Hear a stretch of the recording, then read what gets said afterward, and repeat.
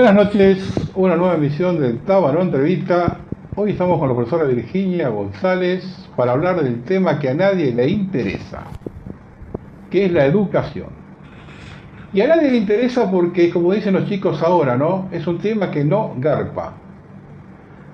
Cualquier político que quiera establecer una política de educación sabe que los primeros frutos los primeros frutos los tenés dentro de 20 años. Y esa inversión no la va a hacer ningún político para que la disfrute otro, que lo mejor es de un partido diferente al de él. Por eso ellos prefieren la cosa inmediata y a la educación nadie le da interés. Pero eso sí, para destruirla son todos primeros. Pero para empezar a hablar, Virginia, tendríamos que decirle a los chicos jóvenes, ¿no? Primero, gracias por venir. ¿Cómo nos educamos nosotros? Porque hay una diferencia, ¿no?, entre la educación actual y la de nuestra. Nosotros nos educamos en escuelas públicas, que eran de excelencia, primarias, secundarias, terciarias. Y bueno, nosotros en realidad el nombre escuela pública no existía. Nosotros nos educamos en escuelas estatales, escuelas del Estado. Exacto.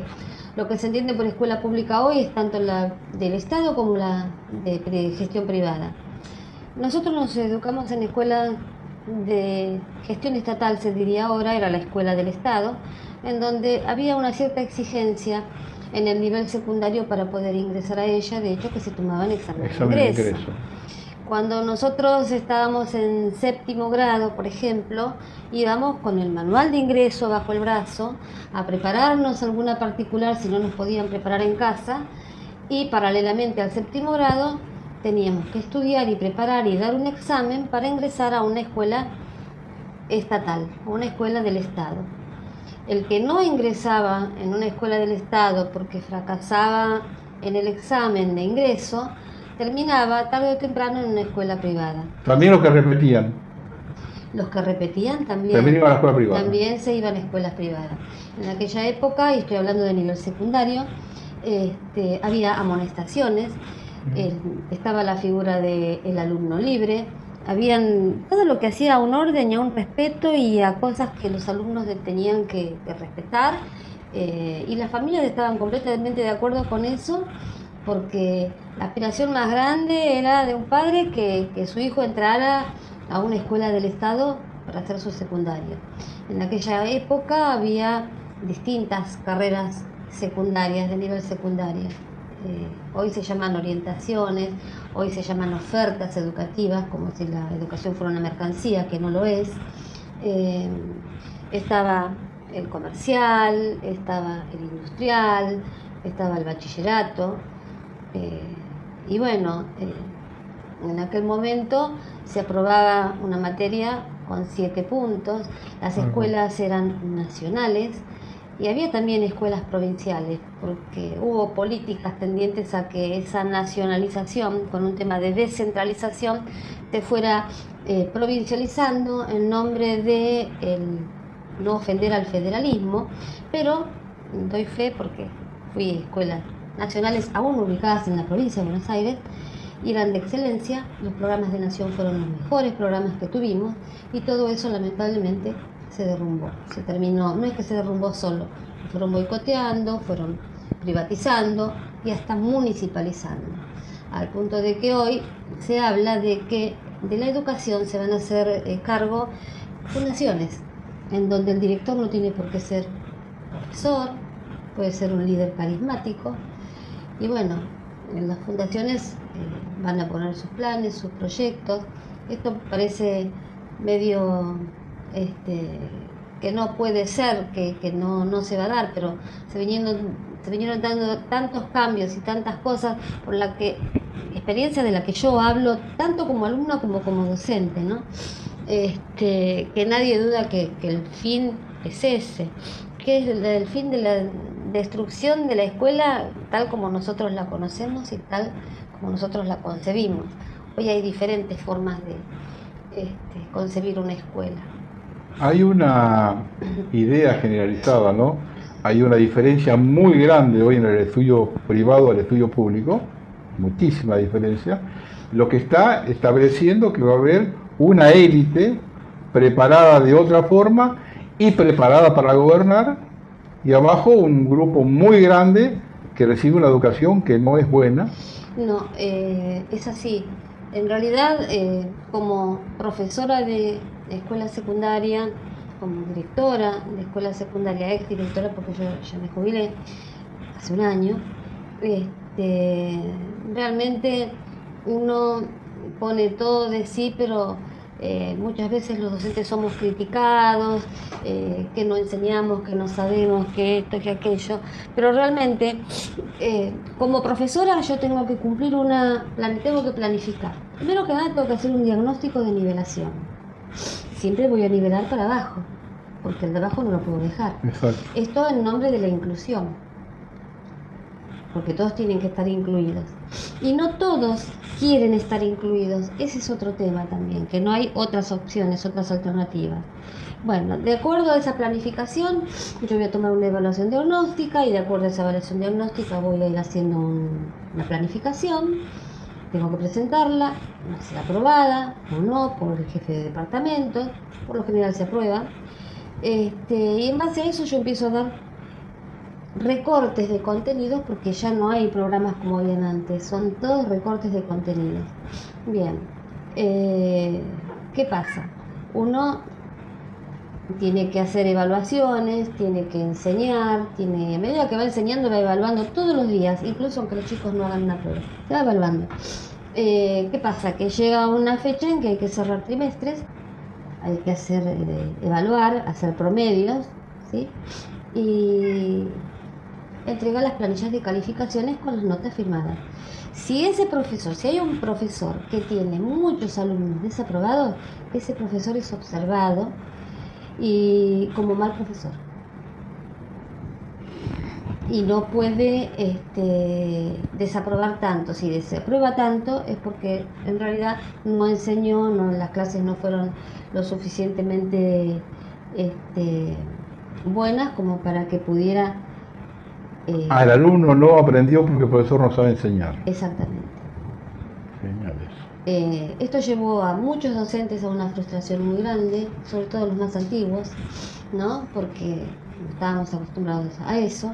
Aparte uno sabe con el elemento que está trabajando y lo que está dando y lo que está dejando, y por más que haya sido la ley federal un fracaso, nosotros le hemos puesto empeño, el alma y la vida para que saliera adelante y sin embargo fracasó porque bueno, es un fracaso que importaron de España para ponerlo acá con el séptimo, octavo y noveno, que fue cuando se primarizó la escuela secundaria. Después quedó el polimodal, después de la primaria de 9 años, primero, segundo y tercero de polimodal. Con una curiosidad que por la emergencia, cuando lo van implementando año tras año, los chicos que tenían que pasar a tercer año de polimodal eran de quinto año. Y muchos chicos habían repetido ese quinto año, pero para pasarlo a tercero de polimodal los hicieron pasar automáticamente, porque se terminaba esa oferta educativa. Hablo en términos de oferta y demanda y todo eso porque son los términos con los que se habla hoy de la educación. Ahora, ¿cuándo se rompe el sistema educativo nuestro, que eran 7 años de primaria, 5 años de secundaria? ¿En qué momento se rompe eso y por qué se rompió? ¿En qué cosa pusieron? Como alumna de escuela primaria, yo empecé en primer grado inferior. Sí.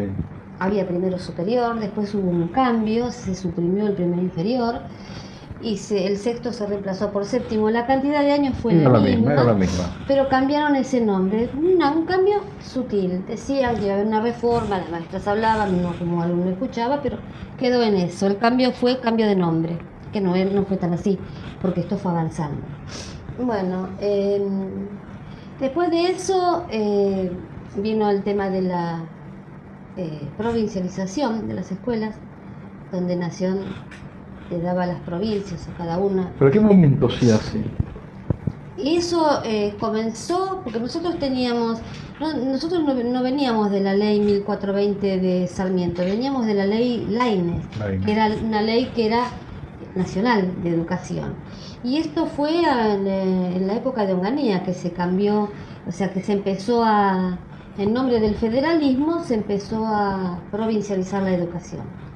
Y después de eso siempre quedaron escuelas de nación, y las escuelas de nación tuvieron siempre mejores programas y fueron más buscadas que las escuelas provinciales, porque el nivel era superior.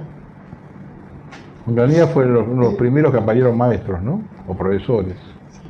en la época de Onganía. Sí. La famosa noche de los bastones largos, ¿no? En la Sí. universidad. Sí, Onganía también fue uno, también con sus planes neoliberales también, con Krieger Bacenas, algo así. Claro. Porque es curioso, ¿no? Cuando está esa gente es cuando se empiezan a hacer los cambios, Y ¿no? yo veo que a lo largo de la historia los cambios educativos se van dando de acuerdo a los fines que tenga la política que va a desarrollar un gobierno, ya sea liberal, ya sea de izquierda o del palo que sea. Claro. Y nunca se da, porque no los hemos tenido, desde lo que yo tengo uso de razón, ¿no?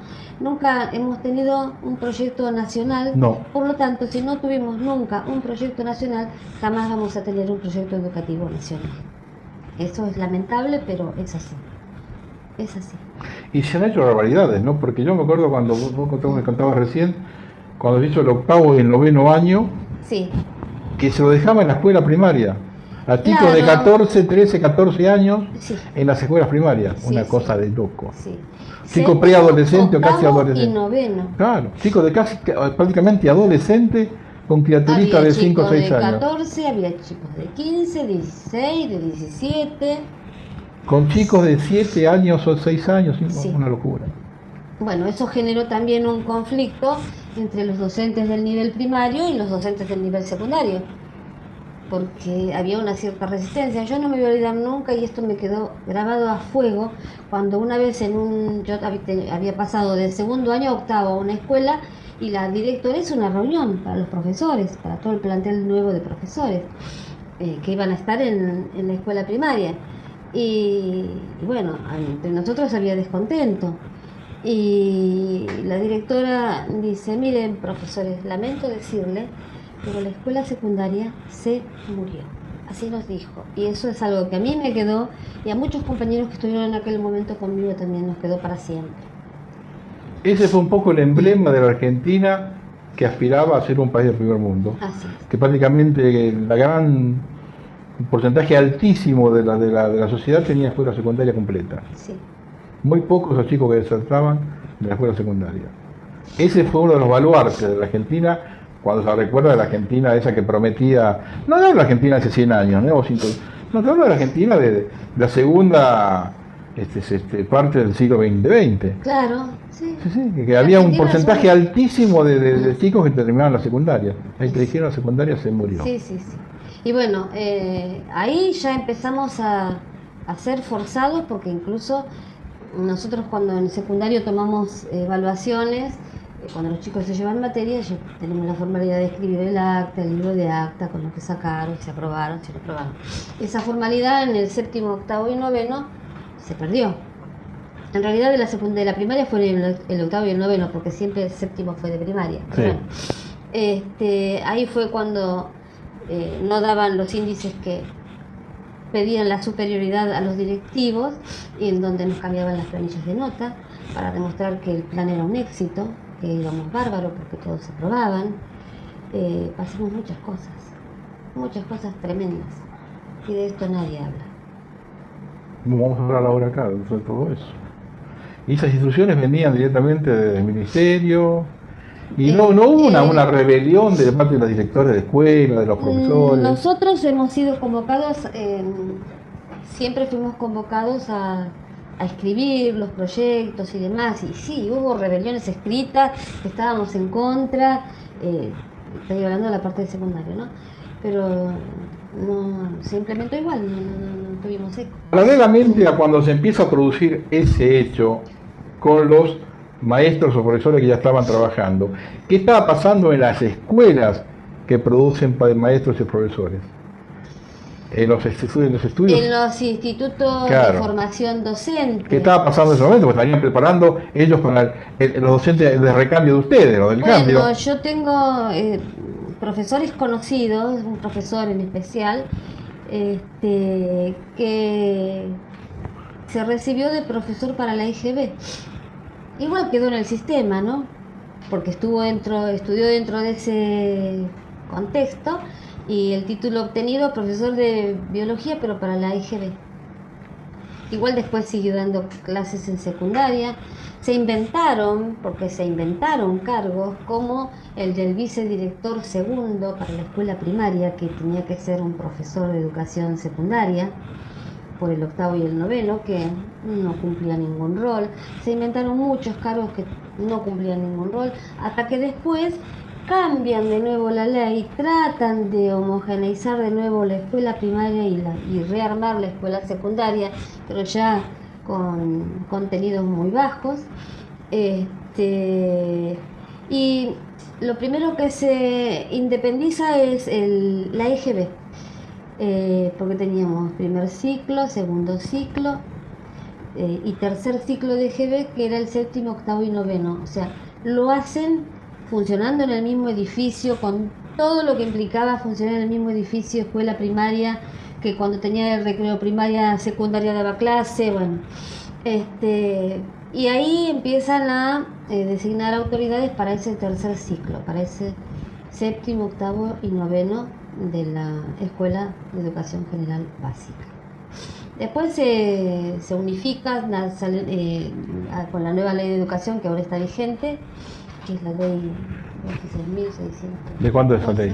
Y es del gobierno anterior, es la que se... ¿En qué consistió la reforma? Porque hubo dos reformas, ¿no?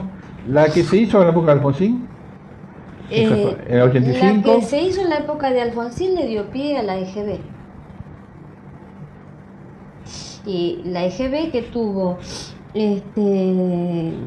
no tenía infraestructura. A ver, hubo de todo, porque uno iba a dar clases a lugares en donde estaban los vidrios rotos, los alumnos obligados a estar en la escuela rompían todo, había gente muy grande para estar, como recién decías, con chicos. La verdad que fue tremendo lo que se pasó, lo que pasamos. Más o menos nos aliviamos un poco cuando nos quedamos con 3 años, que era la obligatoriedad. Después el polimodal. Ya en el polimodal los chicos eran más grandes. No estoy hablando de contenido ni de aprendizaje, porque en realidad fue muy poco el aprendizaje que se pudo dar. Estoy hablando del tema de la convivencia, de la conducta. Yo me acuerdo hablando de conducta, ¿cómo se empieza a perder el respeto del maestro, del profesor? Y yo creo que hay muchos factores, ¿no? Pero el respeto del maestro hacia los profesores empieza cuando, por ejemplo, un directivo lo desautoriza frente a los alumnos. Ahí se empieza a perder el respeto. Cuando un padre, disconforme con una nota o algo, va y no habla con el profesor o con la maestra, lo insulta directamente, le pega. Pero eso en la época nuestra que nosotros estudiamos era impensado eso. ¿A vos decías, hablabas en tu casa algo de la maestra? No, pero no. La maestra era un representante del padre en la escuela. Exactamente. Lo que pasa es que también a nosotros nos mandaban a la escuela porque la sociedad cambió. Nos mandaban a la escuela de otra manera, nos mandaban a la escuela a aprender, ¿sí? Porque nosotros íbamos educados de casa. Nos mandaban a aprender, con respeto. Sí, exactamente, sí. Y así como respetábamos todo en casa, en la escuela respetábamos. Era muy raro que... Y después en el secundario, cuando habían actos de indisciplina, había amonestaciones. 15 amonestaciones, el alumno quedaba libre y echado de escuela, no entraba más. No. Hoy eso no existe. Hoy van con armas, van con lo que quieran, amenazan, pegan. Es una cosa gráfica que vos también las has vivido cuando nosotros estamos en la escuela primaria. A la mañana se izaba la bandera, sí, y a la tarde se arriaba la bandera. Eran los 2 turnos. Yo estaba en el turno mañana. La bandera generalmente la izaban chicos de último grado, el 6º grado en aquel tiempo era, después 7º, los chicos de 12 años. Y se llevaban chiquitos de primero inferior, primero superior, los chiquititos que iban hacia así. Que los elegía la maestra por comportamiento, porque era un buen alumno, Y separaba y mandaba a 2 chiquitos todos los días, un chiquito diferente a otra escuela, y después le mandaban en el cuaderno una notificación a los padres que el chiquito había sido elegido para izar la bandera. Sí. Y eso era una cosa que al padre lo inflaba de orgullo. Sí. Y al alcalde se hacía lo mismo con la arriba de la bandera. Lo mismo pasaba con, yo me acuerdo cuando, porque teníamos el tema de los feriados, que se hacían el mismo día del feriado. Vos el 9 de julio era el 9 de julio, cayera domingo, estabas en la escuela el 9 de julio. El acto era la Era el 9 de mañana, julio. vaya uno turno tarde o turno mañana. Y se unificaban los 2 turnos, hacía un acto conjunto con Era los el 2 guardapolvo turnos. almidonado, moñito. Y los alumnos que venían preparando desde tiempo antes los cuadros, esos que hacían alegóricos de la fiesta, con eso se tenían que disfrazar, en su casa hacían los vestidos, la ropa, bueno. Y después había, yo me acuerdo de eso también pasaba para el tema de los actos principales, había actos secundarios que se hacían en la última hora de la escuela. Y un día antes a los chicos de mayor grado, de cuarto, quinto y sexto, los últimos 3 años, le hacían hacer una composición alusiva a eso. Y los maestros llevaban la mejor de cada grado, la llevaban a la directora. Y la directora las leía y elegía una, que es la que se veía en el acto. Y a esa que se elegía en el acto iba en el cuaderno una felicitación firmada por la directora de la escuela. Sí. Eso se lo mostrabas en tu casa, no sé, tu viejo te compraba lo que le habías pedido toda su vida. Había otra forma de manejarse. No, era el orgullo. Hoy por hoy un feriado significa, las familias no están pensando en el acto escolar. No. Las familias están pensando en el fin de semana largo y a dónde me voy a pasear. No saben por qué es el feriado. No saben. No. No les interesa. No, los chicos no le preguntás por qué es feriado el 20 de julio. Y los chicos no lo saben, porque están pensando en el feriado. No están pensando en el acto escolar. En nuestra época se pensaba en el acto escolar. Y hoy tenemos un funcionario. En la fecha patria puntual, ¿qué había pasado? Exacto. ¿Qué hecho histórico? No, se todo eso. Y hoy tenemos un funcionario de gobierno, presidente del Banco Central, que dijo: nosotros vamos, no necesitamos ni próceres ni historia. Y bueno, si no necesitamos ni próceres ni historias, no se debe pensar llevar al cementerio. Sí, evidentemente sí, porque va de contra de todos los pensadores del mundo durante siglos, que tendrá que si en un país sale adelante olvidando la historia, porque va repitiendo errores permanentemente. Claro. Vivir repitiendo errores. Bueno, este hombre, evidentemente ahí te da la pauta de que estamos contra la corriente con esta gente. Sí. Ahora, hubo una segunda reforma en la época de Menem, ¿no? Claro, Más en la provincia. que fue la ley federal, la implementación de la ley federal. Uno tiene, cada docente tiene título de acuerdo al nivel para el que estudia y para el que se especializa. Están los jardines de infantes, las maestras jardineras, para la escuela primaria, que ojo, que antes también un bachiller pedagógico con 5º año era maestra normal nacional y daba clases, que fueron con las maestras que estudiamos nosotros. Sí, daban clases, sí. Eran maestras. Sí. Venía a cubrir licencia por enfermedad también. Las que nos formaron a nosotros. Y después le agregaron 2 años más para especialización y demás. O sea que dilataron en el tiempo algo que a veces se cree que tiempo y calidad es lo mismo. Y no es lo mismo. No es lo mismo, pero para nada. Puedo hablar de esto en el tema de cuando damos clase. Antes en el secundario eran la hora clase, era la hora cátedra, eran 40 minutos. En el día a lo mejor teníamos 7 materias, una de un bloque de 40, otras 2 horas de otro bloque. Teníamos distintos profesores, no teníamos 1 o 2 nada más en el día.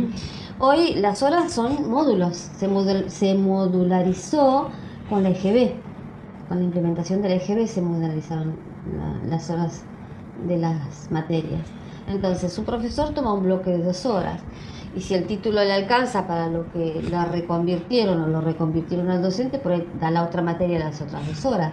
Por ahí tienen 4 horas al mismo profesor. El profesor que falta ese día porque se enferma o porque lo motivo que sea, ese curso está 4 horas sin profesor. Viendo los resultados. Desde lo pedagógico, 2 horas para un alumno, tanto como para un docente, es imposible poder tener una continuidad, estar a que los chicos estén atentos, no funciona. no funciona. La hora cátedra sí, porque es una de 40, o aparte estar mirándole la cara al chico todo el día al mismo profesor. Claro, sí. Seis materias por día teníamos, y un día a la semana era séptima. Séptima. ¿Sí? Hoy Sí. tienen quinta, pero es una quinta hora de una hora, algunos días por semana, en el secundario. Hablo del secundario porque es mi especialidad, es lo que conozco y es donde yo trabajé. Sí. Sí. Bueno, hay motivos para ver por qué estamos como estamos, ¿no? Ahora, el sistema educativo es un sistema verticalista. Baja en línea y uno tiene que moverse dentro de esos lineamientos. Y uno tiene, de lo que bajan y piden, uno tiene que elevar y subir. Hay resistencia en cuanto al tema de las notas, de los aprendizajes.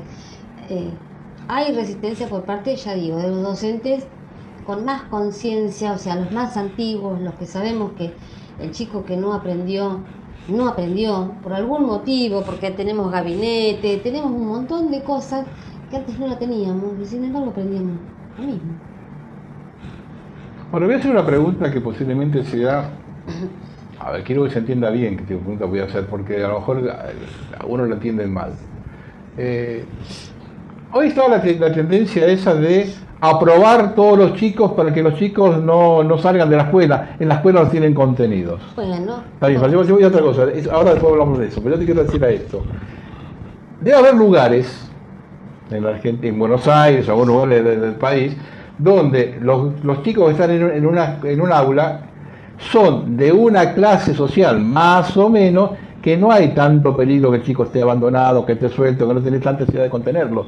Y sin embargo la educación es la misma. La línea que se baja es la misma.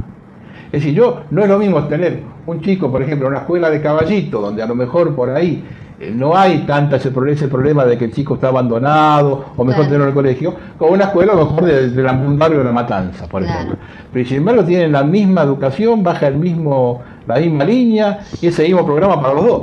Claro, pero lo que pasa es que como uno hace la evaluación diagnóstica, hace ese diagnóstico inicial, los primeros tiempos, la primera semana de clase, y después planifica en base a ese diagnóstico. Cada uno planifica de acuerdo al nivel que tiene, y después tiene que cumplir eso que planificó. Ahí tenemos resultados ahora. Yo lo que rescato de la escuela, o sea, no hay ley que pueda obligar a un chico a estudiar. Eso es así. No hay ley. No. El chico puede estar así, pero su mente, no hay ley que pueda. La educación, yo siempre creí que la educación secundaria tenía que ser obligatoria. Después me di cuenta que estaba equivocada por todo lo que vivimos. Pero tampoco estoy por parte de que los chicos no estudien. Tiene que haber otras propuestas. A eso voy. A eso voy. Es decir, a ver, vos no podés meter en la escuela secundaria un chico que por ahí no tiene capacidad para estudiar ni qué sé yo, ni historia, ni geografía, ni esas cosas así. Bacán, el chico no está para eso. Bueno, vos por lo menos lo largaste de una escuela primaria con cierto conocimiento, lo largaste sabiendo leer y escribir, sabiendo hacer una cuenta, para más o menos moverse ahí. Y como decís vos, tiene que haber cosas alternativas que tomen ese chico y lo lleven. Cualquier persona nace con algo para hacer algo, cualquier persona sabe hacer algo, un trabajo manual, tiene alguna cosa en el intelecto que no es la geografía ni la historia, es otra cosa. Por lo general los chicos que no quieren estudiar o que no les gusta estudiar, se desenvuelven muy bien en arte. Por eso. La gran mayoría, sí. En arte. Y no le da ninguna válvula de escape. No. ¿Es esto o nada? Sí. Bueno, ahora lo seguimos dentro de unos minutitos.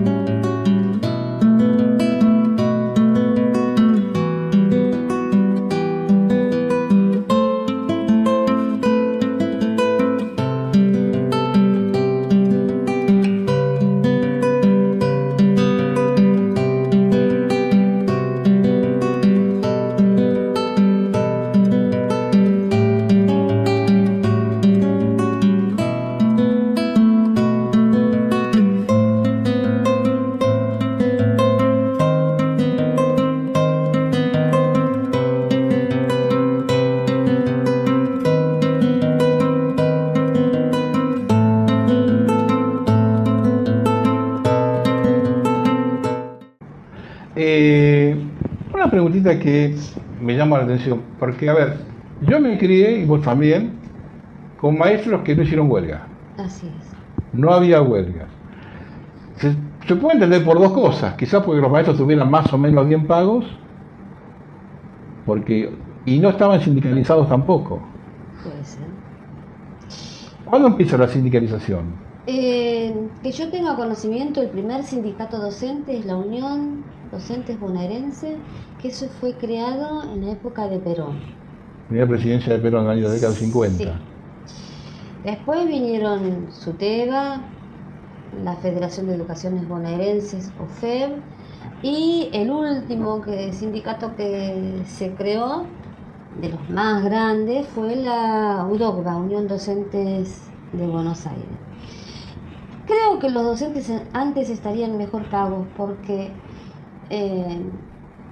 antes un docente trabajaba un turno, se iba a la casa, planificaba, preparaba la clase, estaba con su familia, atendía su hogar y el otro día le iba de nuevo a dar sus 4 horas, sus 5 horas de clase. Hoy la mayoría de los docentes trabajan en 2 y 3 cargos por día. Por lo tanto, ¿qué significa esto? Que no les está alcanzando el dinero, el sueldo básico, como para decir vivo con un sueldo.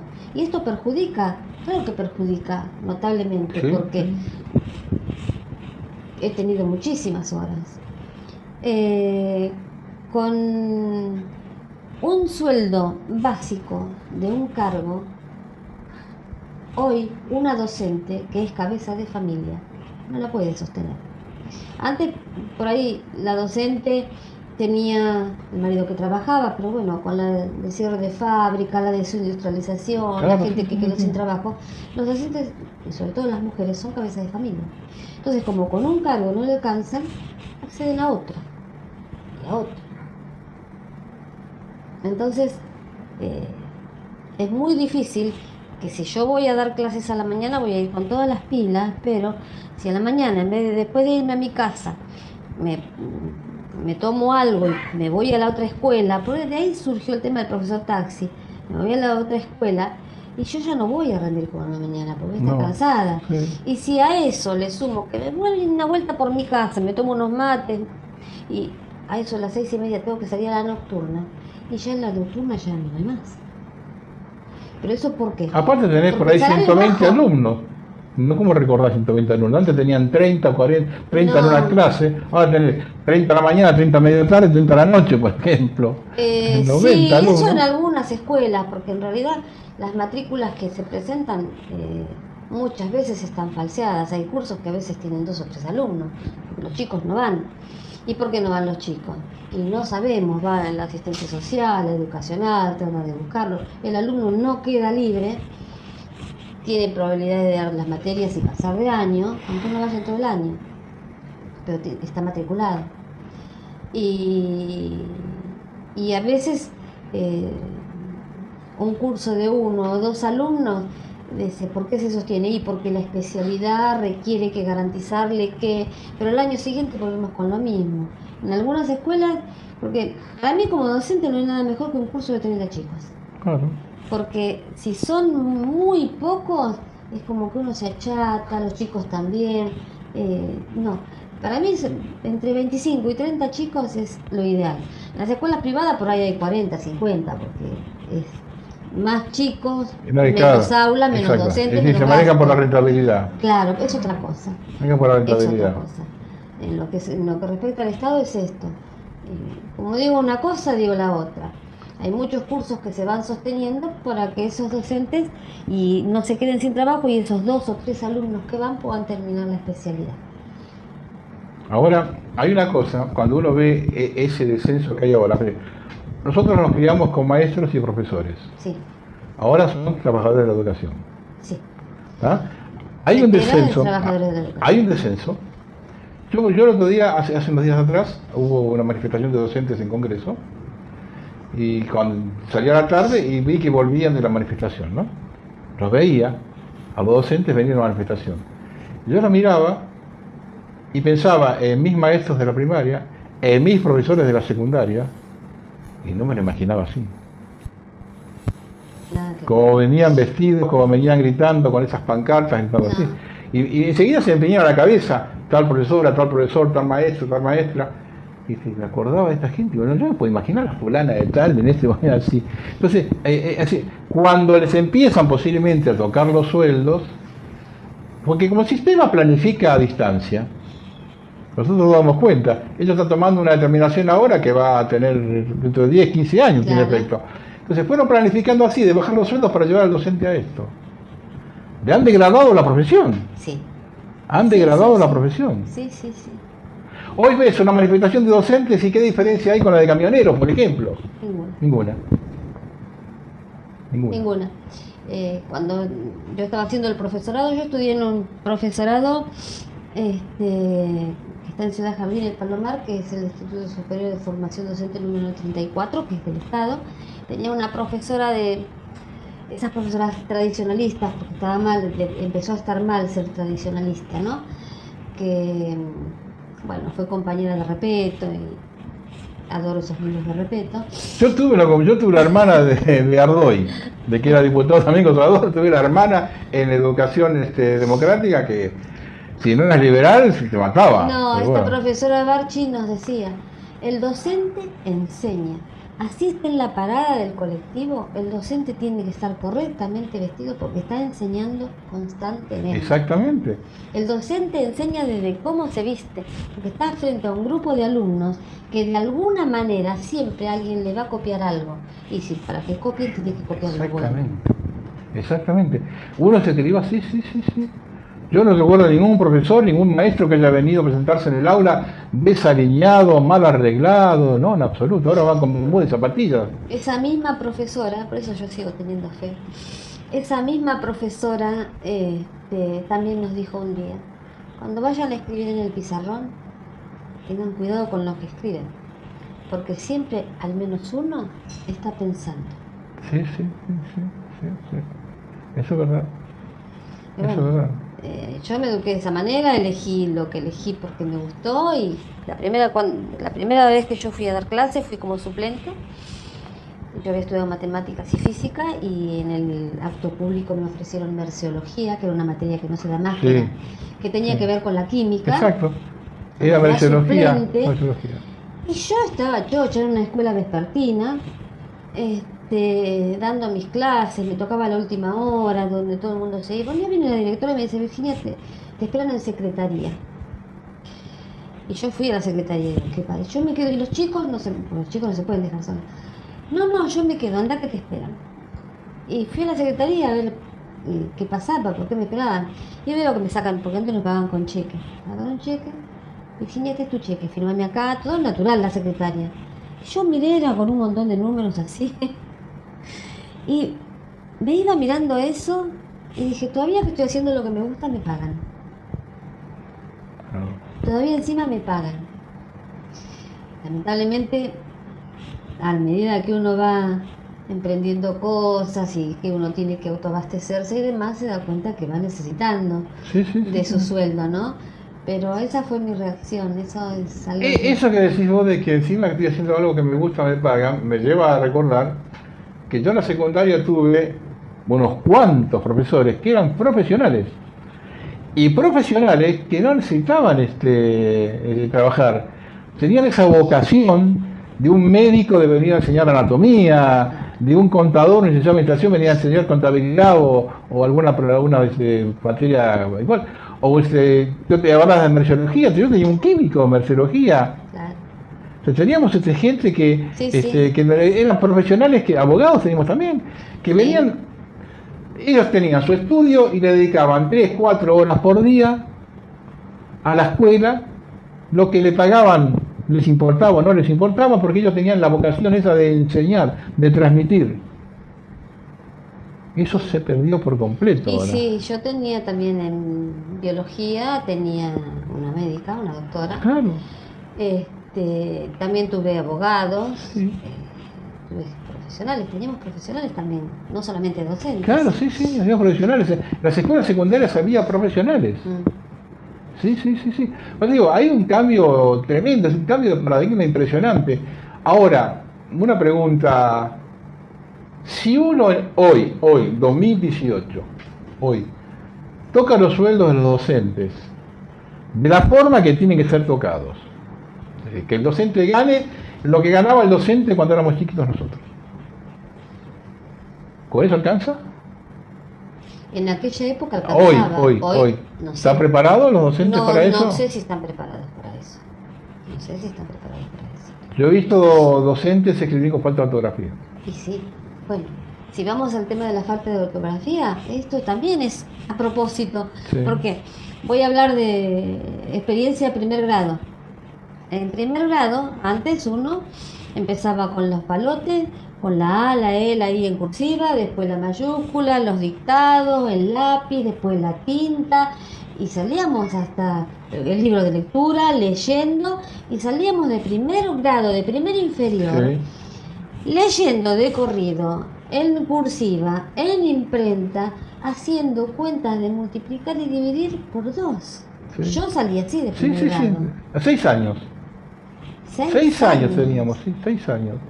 ¿Y por qué hoy no se puede? Porque cambió también en primaria, de esto tendría que hablar alguna especialista en educación primaria, pero lo que yo veo es que hoy les hacen pegar letras mayúsculas, todo desordenado. Hoy los cuadernos son que me disculpen, pero yo lo veo una pegatina, los cuadernos de primer grado, ¿sí?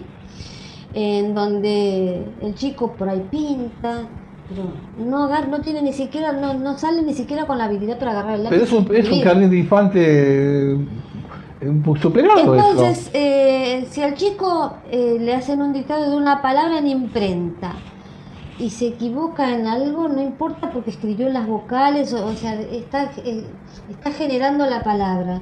O sea, nosotros teníamos análisis sintáctico, teníamos acentuación, teníamos reglas ortográficas, eso no existe más. Eso no existe más.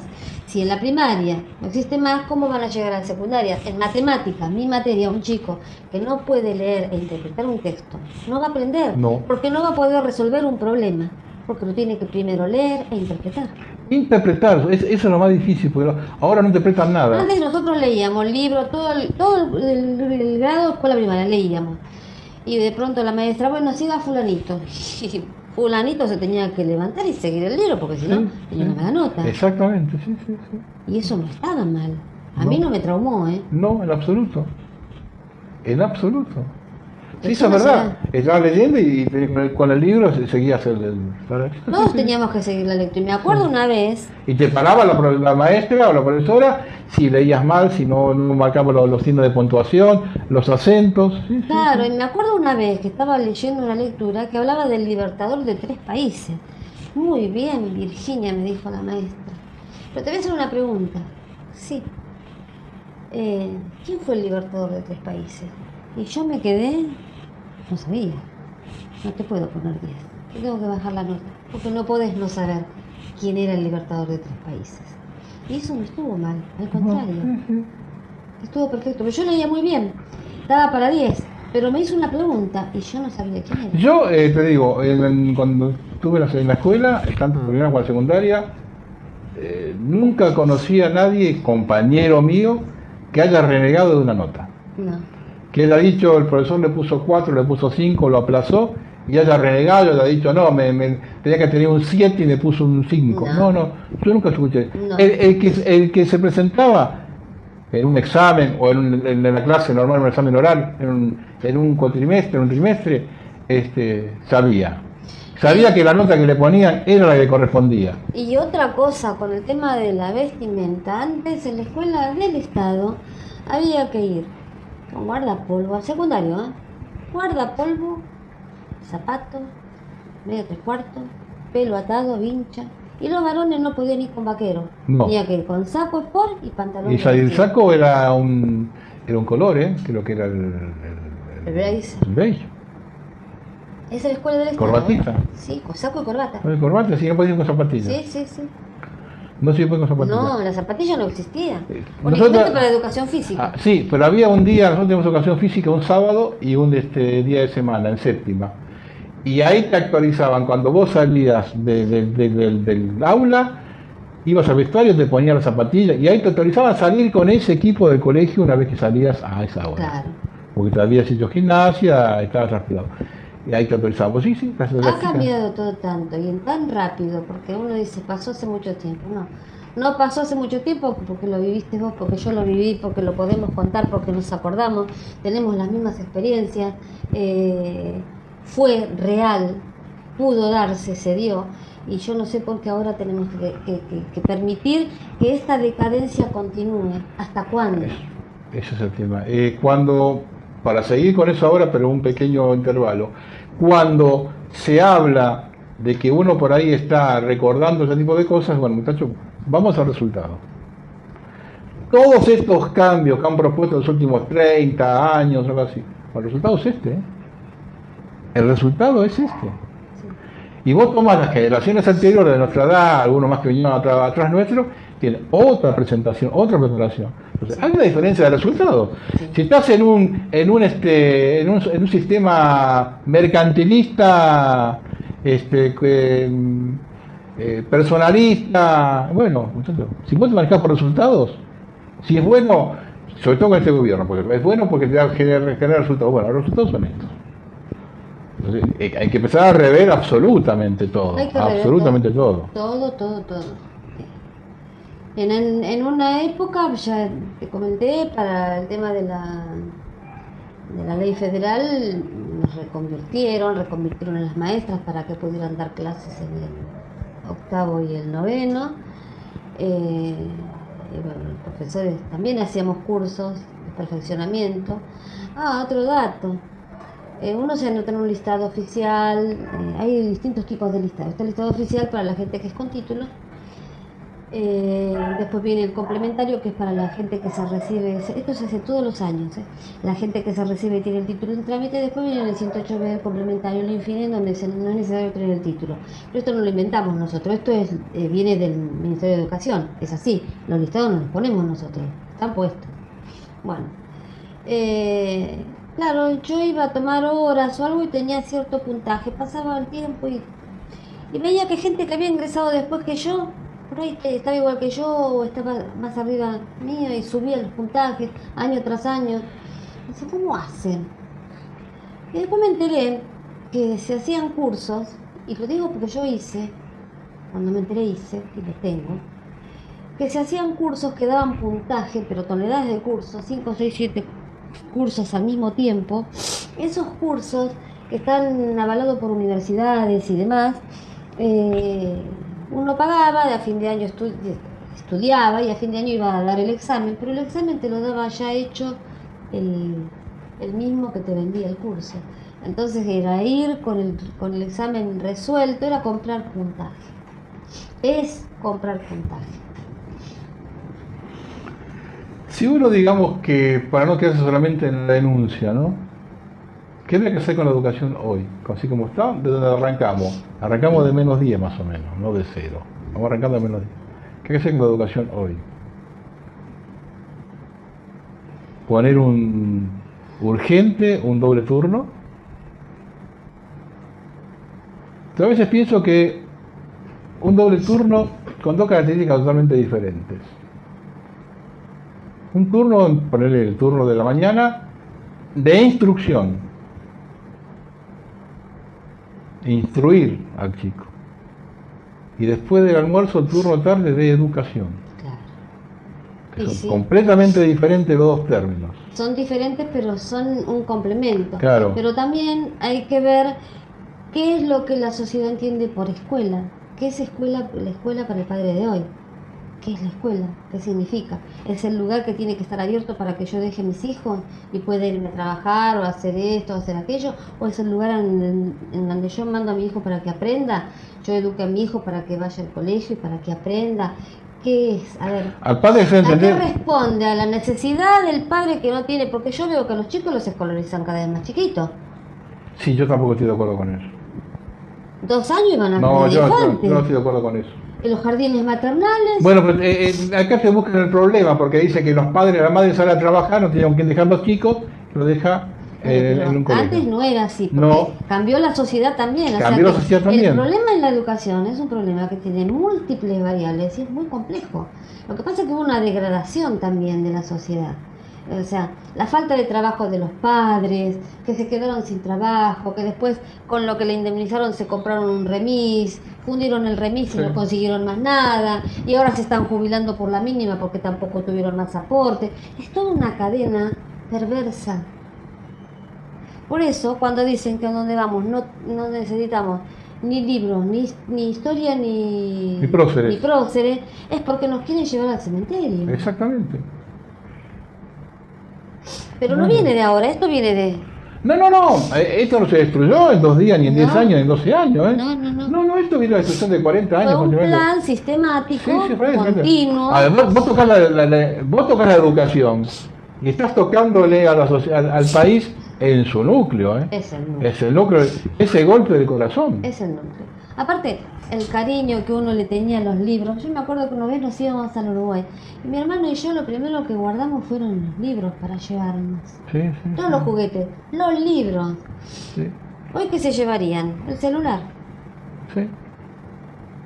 Yo creo que en algún momento determinado yo siempre tengo alguna pequeña esperanza, por ahí a veces un poco menos que antes, pero tengo una esperanza. Yo siempre digo a la gente, el día que yo no tenga mucha esperanza no me planto frente a una cámara nunca. Claro.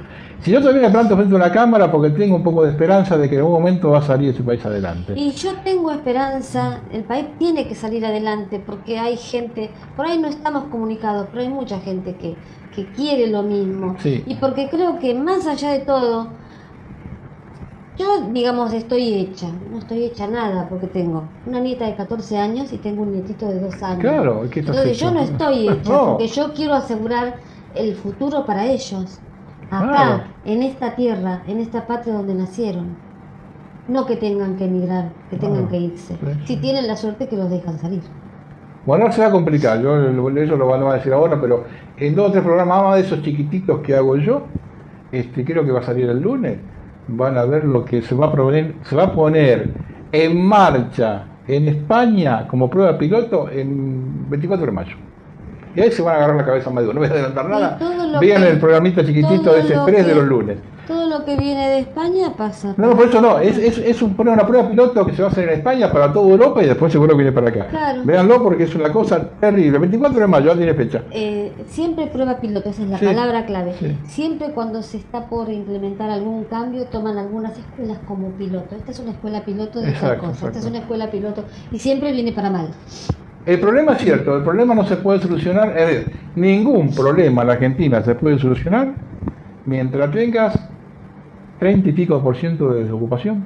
Porque a ver, la desocupación que te dice es toda mentira. Porque si a vos yo te incluyo en la desocupación a todos los planes sociales, que no los cuento como desocupados porque van a cobrar aunque sea 5.000 pesos que le dan ahí. No contabilizo a monotributistas que están dando vueltas por ahí que no llegan a nada. Hay un montón de gente que no se contabiliza para la desocupación. Si vos lo haces puramente, es decir, el que no tiene trabajo, y estás andando en un 30 y pico % de desocupados. Ahora, sí. si vos, mientras no solucionés ese problema, no solucionás ningún otro.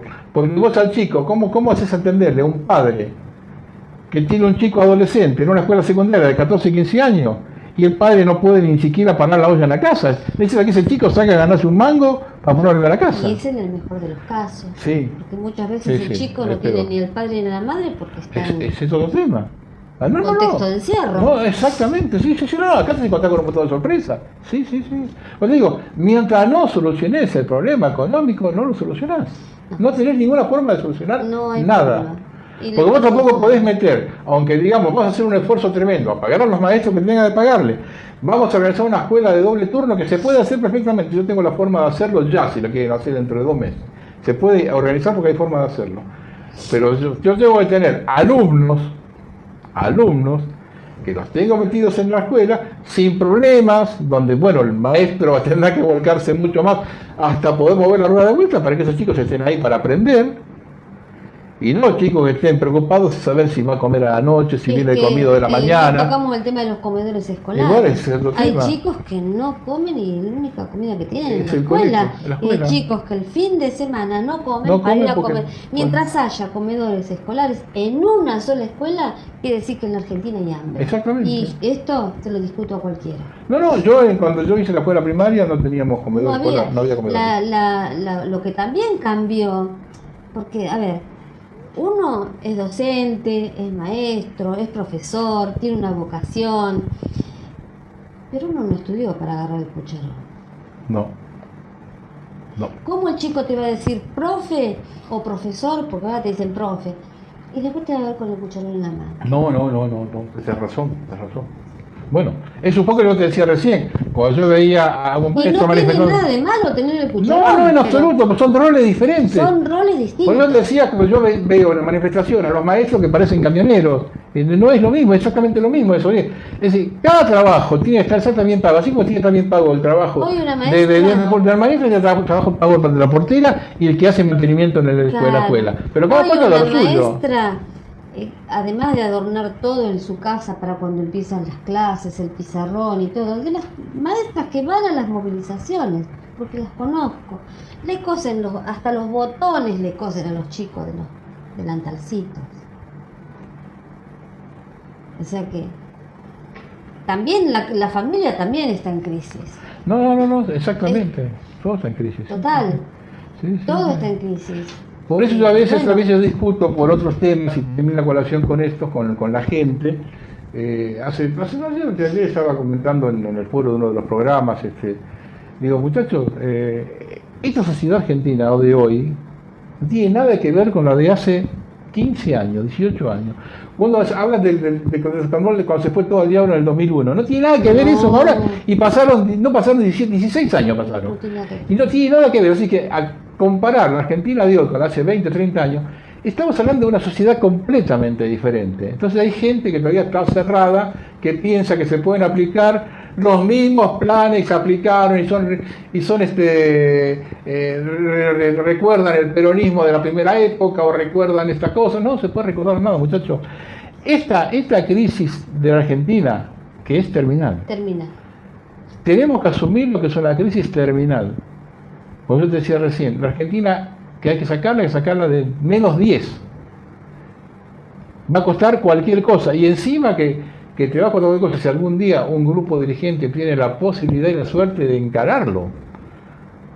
Porque hay que ver si algún grupo tiene la suerte de poder encararlo, porque como está manejada la cosa ahora con estos vinieron para quedarse, Estos nunca vinieron más. para quedarse nunca más. Nunca Y bueno, más. tendrían que ser, ya que vinieron para quedarse, tendrían que ser un poco honestos. Bueno, Que eso, digan, justamente vinimos no. para quedarnos. Si no les gusta, váyanse, porque si no los vamos a desaparecer de cualquier sea, los vamos a extinguir. Porque nos van a extinguir, Nos van a están extinguir. extinguiendo. Vos fijate que estamos hablando de educación en un momento donde se han cerrado escuelas. Y bueno, Entonces cuando yo no recuerdo, a ver, lo que vos si recordás en los últimos 50 años, 60 años, que ha habido más o menos políticas buenas o malas, que los maestros han gastado bien o mal, que ha habido ataques sobre la educación, pero yo nunca recuerdo a nadie con bota, sin bota, que haya cerrado una escuela. Yo me acuerdo que por ahí tiraron la bronca de una escuela rural, que era una escuela rancho, y mirá ese ranchito, como salían a hacer la escuela nueva. Pero cerrar una escuela. no, es la primera vez. Yo la primera vez que veo, desde que yo sí, tengo, visto cerrar y yo tengo uso de razón yo me remito a la historia, que la historia conozco bastante. Yo no recuerdo a nadie que en este país desde hace 150 años haya cerrado escuelas, y como dijo Vidal, se cerraron porque había baja matrícula. Y como has hablado de que a veces hay curso de 2 o 3 alumnos, Hay y que Vidal dice que ha mantenerlo. cerrado escuelas porque había baja matrícula. No, pero es cerrar el bachillerato de adultos es clave. ¿Por qué? Porque es la posibilidad que tiene gente que no pudo estudiar en su momento y que quiere, porque es un ser humano y tiene derecho a estudiar en el momento que pueda, que teniendo una mayoría de edad va y estudia y hace su nivel secundario de 3 años. ¿Sí? Yo lo voy a decir y con todo orgullo, mi mamá hizo bachillerato de adultos a los 72 años. Era feliz. porque había podido concretar lo que de chica no pudo. Y fueron 3 años maravillosos que vivió. Entonces, si no hubiese habido ese bachillerato de adultos, ella no lo hubiese hecho. Y se hubiese muerto con esa frustración o esa falta o esa... Fue algo que quiso hacer y lo pudo hacer.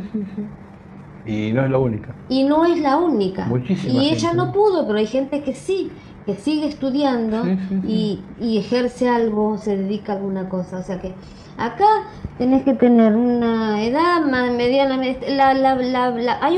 yo veo una franja de una edad medianamente estrecha en donde queda marginado los dos extremos, la infancia y la ancianidad. Sí.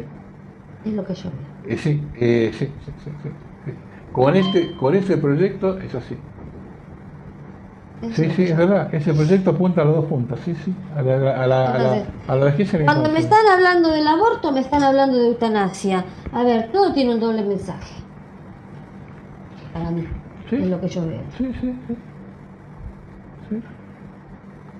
Sí. La típica sociedad liberal muy competitiva, donde vos a determinada edad ya no servís para producir. Entonces, ¿cómo molestás en la sociedad? Claro. Y los chicos se hace la elección de quiénes son los que van a servir para dirigir, quiénes son los que van a ir a cavar fosa, a limpiar los pisos, y eso se digita de la infancia. Sí. Y a la tarde y a la última de la edad son los descartables, donde ya decía, a partir de esa edad ya no servís. Y ahora, con el tema de la robótica, peor todavía, porque ya cada vez más gente queda marginada del trabajo. Sí, este gobierno se maneja con ese principio, donde abajo se hace la selección natural de los chicos, y a partir de determinada edad los grandes ya molestan. Tampoco lo llamaría yo selección natural, es una selección artificial que la están haciendo. Sí, hacen ellos, me equivoqué, tienes razón. Una selección artificial, hacen ellos, sí. Porque si fuera por selección natural, bueno... No, me equivoqué, tienes razón. Pero es selección artificial y por ello, para el beneficio de ellos. Sí, hecho por ellos. Y había que ver en función de qué parámetros se lo están haciendo. Lo están haciendo en una división de la sociedad, sí. Y cada vez más, a ver, está comprobado, ahí se hacen encuestas ahora, que la diferencia social en estos 2 años aumentó. El reparto de la riqueza desde diciembre de 2015 hasta ahora empeoró. Sí. Ya venía mal y empeoró. Pues evidentemente están apuntando ahí. Claro. Están apuntando ahí. Y sí, yo muchas veces veo y escucho decir cuánta gente se va de vacaciones, cuánto esto, cómo hacen los feriados largos, que la Argentina está bien, pero es es mucha la cantidad que uno ve, pero en los millones que somos nosotros. No, ahí está la cifra. Mirá, yo escuché en el mes de enero de este año, principios de enero de este año, en una radio hablaban con un funcionario de turismo y calculaban que iba a ser una buena temporada de turismo porque se iba a movilizar 4 millones de personas. 10% de la población. El 10%. 10% de la población. ¿El resto? Por eso, y cuando te dicen un feriado largo es exitoso cuando se mueven 1.300.000, 1.400.000 personas. Bueno, hemos terminado el tiempo. Espero que se hayan sacado algunas cosas de encima. ¿Te quedó alguna cosa por decir? No, quedaron muchas cosas por decir, pero bueno, esto es a grandes rasgos. La experiencia mía, lo que yo pienso y que compartimos muchas cosas de lo que muchas gracias. Y que esperemos que esto podamos darlo vuelta. Vamos a ver qué pasa. Yo siempre tengo la esperanza de eso. Bueno, buenas noches. Hasta la semana que viene.